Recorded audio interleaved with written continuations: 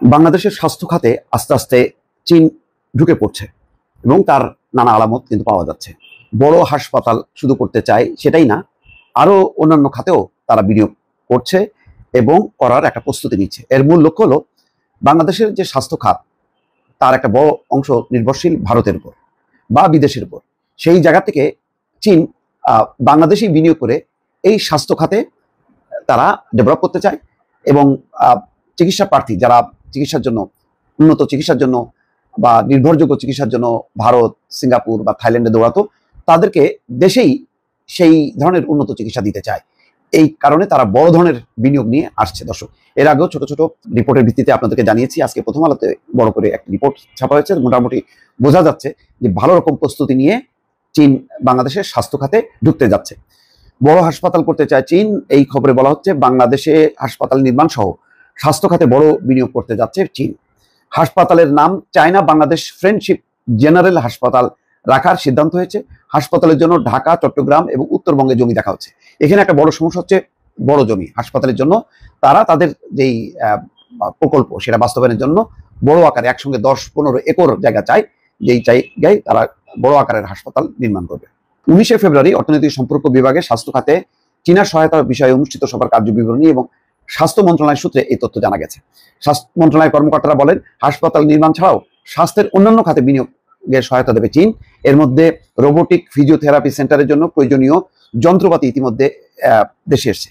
বিশেষ করে তারা এই মুহূর্তে গুরুত্ব দিচ্ছে জুলাই অভ্যুত্থানে যে আহত হয়েছে, পঙ্গু হয়েছে অসংখ্য মানুষ, তাদের একটা পুনর্বাসন করে তাদের চিকিৎসা করে চীন একটা ইমেজ তৈরি করতে চায়। এখানে বলা হচ্ছে বাংলাদেশের সঙ্গে চীনের কূটনৈতিক সম্পর্কের 50 বছর পূর্তি উপলক্ষে ওই দেশের সরকার এই দেশের মানুষকে 1000 শয্যার একটি হাসপাতাল উপহার হিসেবে দিচ্ছে। অর্থাৎ একটা মহতি উপলক্ষে তারা 1000 শয্যার হাসপাতাল উপহার দিয়ে বাংলাদেশের স্বাস্থ্য খাতে ঢুকতে চায়। তারা জানে বাংলাদেশের স্বাস্থ্য খাতের দুরবস্থা, ফলে এই খাতে যদি তারা বিনিয়োগ করে সেখান থেকে তারা উপকৃত হবে বা বাণিজ্য করতে পারবে। বাংলাদেশের স্বাস্থ্য খাতে চীনের বড় ধরনের সংশ্লিষ্টতা বরাবরই ছিল। বাংলাদেশের ওষুধ কোম্পানিগুলো নিয়মিতভাবে ওষুধের কাঁচামাল চীন থেকে আমদানি করে। ব্যবসায়ীরা মেডিকেল সরঞ্জাম, যন্ত্রপাতির একটি বড় অংশ আমদানি করে চীন থেকে। প্রতি বছর অনেক ছাত্রছাত্রী মেডিকেল শিক্ষার জন্য চীনে যান। বাংলাদেশে বেশি করোনার টিকা চীন থেকে কিনেছে। স্বাস্থ্য মন্ত্রণালয়ের শীর্ষ পর্যায়ে একটি সূত্র বলছে, বিশ্বের সেরা বিশেষজ্ঞদের সহায়তায় ওই হাসপাতাল গড়ে তোলা হবে, ওই 1000 শয্যার। ওই হাসপাতালকে কেন্দ্র করে উত্তরবঙ্গে চিকিৎসা হাব গড়ে তোলা হবে। এটা দরকার। এই মাসের মধ্যে অন্তত এই হাসপাতালের স্থান নির্বাচন চূড়ান্ত হতে পারে। আর স্থান যদি চূড়ান্ত হয়, চীনের যেই অবকাঠামো নির্মাণের যে স্পিড, এটা অত্যন্ত দ্রুত গতিতে, তারা খুব দ্রুত গতিতে সেই কাজটা শেষ করতে পারবে। হাসপাতাল সহ স্বাস্থ্য বিনিয়োগ। 19শে ফেব্রুয়ারি অর্থনৈতিক সম্পর্ক বিভাগে স্বাস্থ্য খাতে চীনা সহায়তা বিষয়ে অনুষ্ঠিত সভা 3টি প্রকল্প প্রণয়নের সিদ্ধান্ত হয়। প্রকল্পগুলোর মধ্যে আছে একটা জেনারেল হাসপাতাল, আরেকটি টারসিয়ারি হাসপাতাল, অন্যটি হচ্ছে জুলাই গণঅভ্যুত্থানে আহতদের পুনর্বাসন সেন্টার। এখন তারা বলছে যে 500 থেকে 700 শয্যার হাসপাতালের জন্য একসঙ্গে কমপক্ষে 12 একর জমি দরকার। এমন জমি পাওয়া কঠিন। কর্মকর্তা বলছেন যে জেনারেল হাসপাতালটি মিরপুর উত্তরা, 100 শয্যার যে জেনারেল হাসপাতাল মিরপুর উত্তরা বা ধামরাই হইতে পারে।